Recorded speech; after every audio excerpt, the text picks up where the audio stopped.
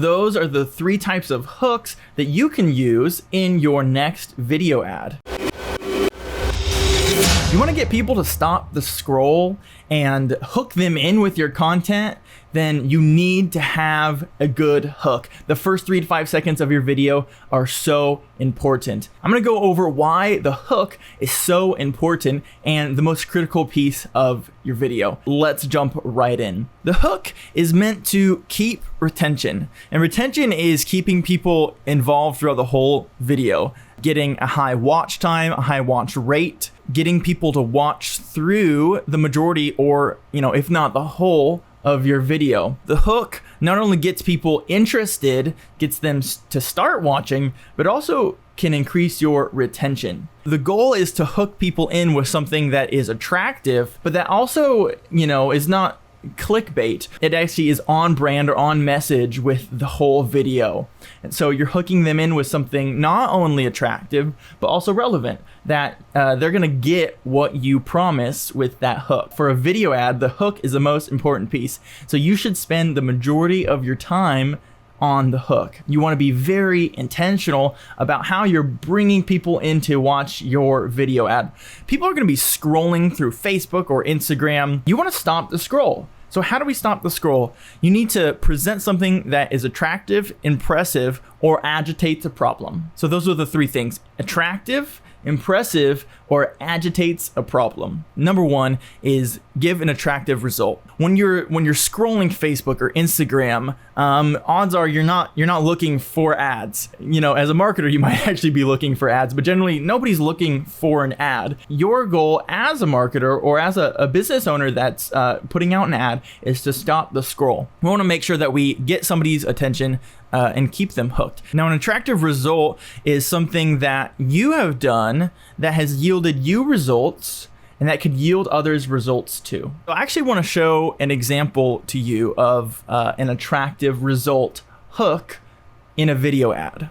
I'm about to cash this check for $50,000 for an accident I was involved in over 5 months ago. That hook, that first part there, let's rewatch that real quick. He's saying, I'm about to cash this check for $50,000. He's about to cash a check for $50,000. Now, that is what we would call an attractive result. He is kind of skipping to the end point of like what you could get. It's not starting off with a problem, it's starting off with a solution or something attractive to bring you in. So the thought for a prospect when they see that is, oh, if this person can get this, maybe I can too. And that's what he's, after the hook teasing is, you can do this too. Here's another example of an attractive result. I'm a nobody who created 3 online courses in 2020 that hit 6- and 7-figure run rates just 30 days after launching them.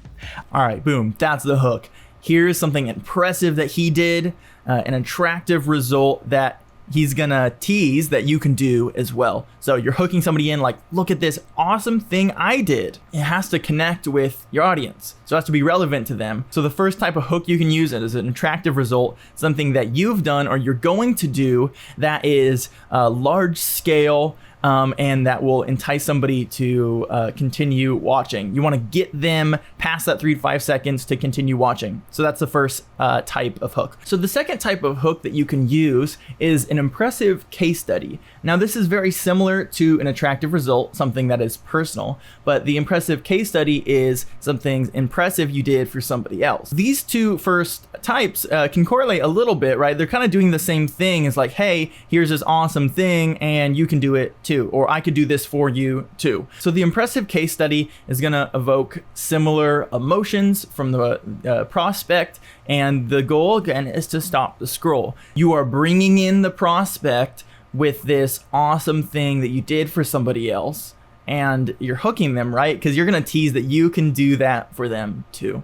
And that's what we want. We want them to get hooked in and raise the question for themselves, can this happen for me as well? And your goal is obviously to do that for them as well. So you hook them in with impressive case study. It's going to be a similar emotion to the attractive result. I want to move on to the third type of hook that you could create, which is agitating the problem. Agitating the problem is just like it sounds. You want to raise a problem that your prospect has.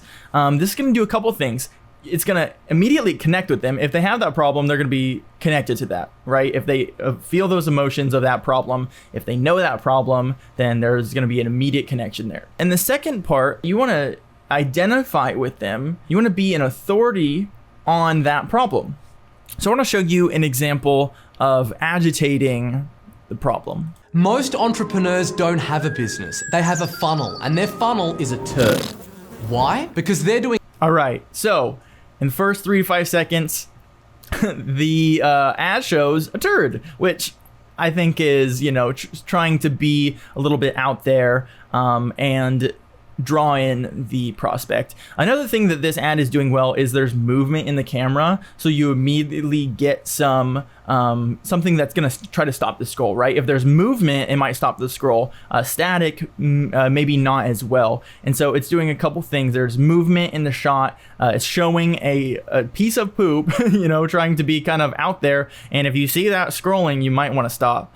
And number 3, and the most important part, is it's agitating a problem. It's calling out entrepreneurs who have a funnel rather than a business. Agitating the problem. It's identifying and connecting, becoming an authority of that problem. Let's check out another example. Get a ticket to AdWorld. So for that hook, there was no talking. It was actually just music to start.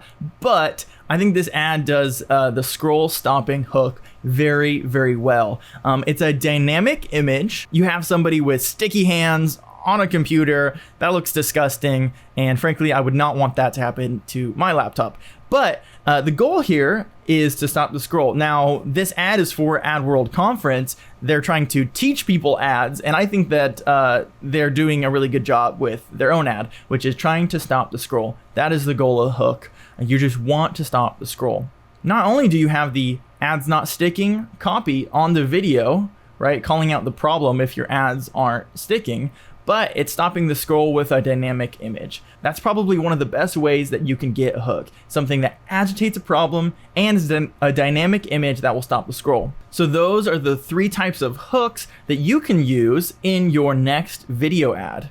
An attractive result, an impressive case study, or agitating the problem, with a bonus 4th method of stopping the scroll with a dynamic image. That is, maybe a turd, or maybe having goo all over a keyboard. Something that's going to be dynamic, get somebody to maybe be confused or intrigued or enticed. The whole goal of the hook is just to get attention, right? So I'm hammering this point home, but we all need to understand that the hook is the most important part of a video ad. If you enjoyed this video and you want to learn more about how to use video in your business, either for paid advertising or in other facets, even like YouTube, then click the link in the description, go to our website and book a free session with me, and we can chat all about the needs for your business and how we can use video to implement that for you. And while you're here, if you made it to the end, make sure to subscribe. We're going to be releasing more video content using video in your business.